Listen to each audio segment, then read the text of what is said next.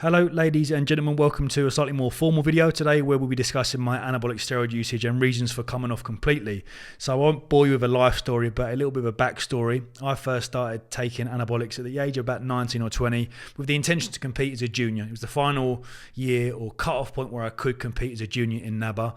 And it was at the time whereby TM Cycles, the brand, myself, was created. And I started to produce content, giving an insight into a first-time steroid user. And 2 years after that, YouTube weren't happy. It was quite a volatile time to be a content creator talking about anabolic steroids because there were channels left, right and centre getting taken down. No matter how much we argued it was for educational purposes, YouTube weren't having it. So I ended up getting 2 YouTube community guideline strikes. Everyone knows that a third means the channel's gone completely. And I had about 30,000 subscribers at the time.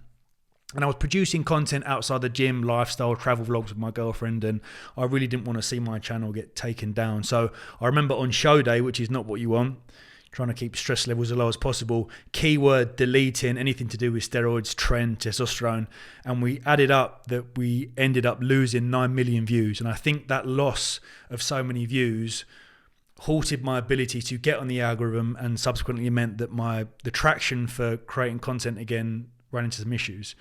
Never really got to the point where I was back in the day, which is a real shame, but these things happen. You can't do much about it.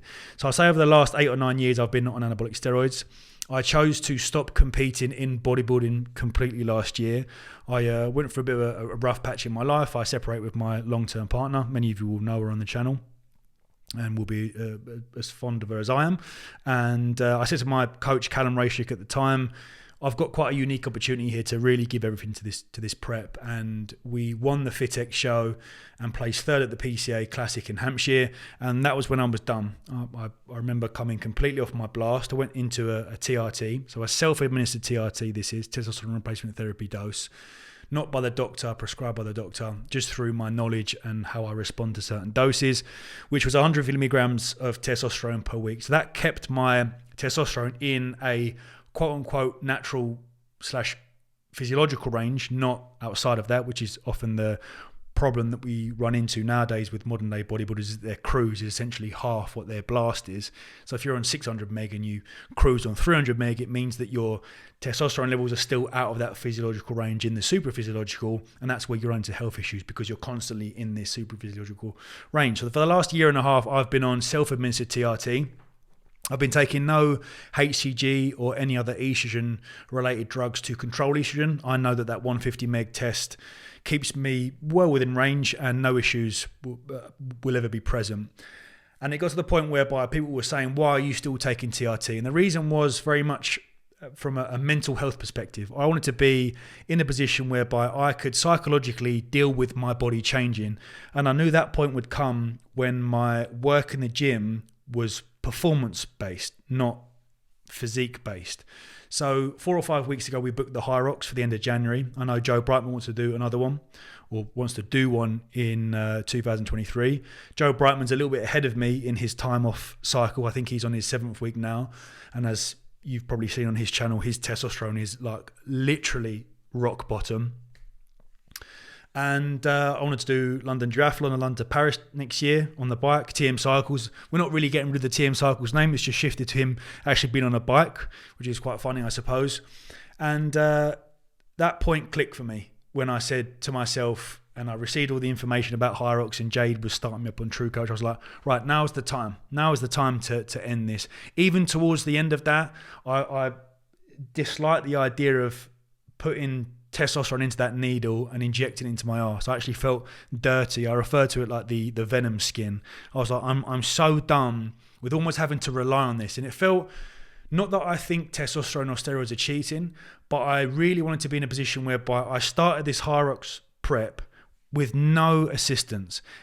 Even though the testosterone wasn't necessarily giving me an assistance because I was still within range, I just didn't even want to have to administer that whilst pursuing this goal of increasing aerobic capacity, becoming fitter. I really didn't want any ties with my old me of taking anabolic. So that was the decision to just come completely off. So I'm on now my 4th and a bit week. We will get some bloods ran next week because that will be the 5th week, where the point whereby you'd usually take post-cycle therapy, which we come to the question of, are you taking post-cycle therapy? And the answer is no. But if blood work comes back and it isn't favourable, in the sense that even if blood work in the 5th and then 8th or 9th week show no signs of kind of flicking into that range or back into that FSH and LH range, then we may have to be proactive and go, right, let's take post-hoc therapy. I know the Physique Collective guys, I know Dr. Dean's been working John Lofthouse, and we are seeing cases of people not having to take PCT and their natural testosterone rebooting. It may take a little bit more time, but I am happy to do that. And ultimately, if we can regain natural testosterone levels without having to use other drugs, then happy days. It's a win-win. I certainly got quite a lot of positive feedback from people that have asked me about my time. And they've also said, look, same position as you, been using anabolics for the last 4 or 5 years, didn't do any PCTs. It took me 3 months, took me 4 months, took me 5 months. Variation in times whereby their natural testosterone was restored, but happy days. They didn't have to use any drugs to get it back. So that's where we're at the moment. This is very much an insight for you guys and girls to see me and use me as a guinea pig to see how my body responds. From a lifestyle perspective, I don't smoke, I don't drink too much, I sleep well, I eat well, I train hard. So the factors hopefully will allow me to get the boys back, which I'm looking forward to. So yeah, that's where we're at the moment. How am I feeling at the moment? Okay, libido is still absolutely fine. I've got no issues there. I say the biggest area for me at the moment is recovery. I do feel under-recovered.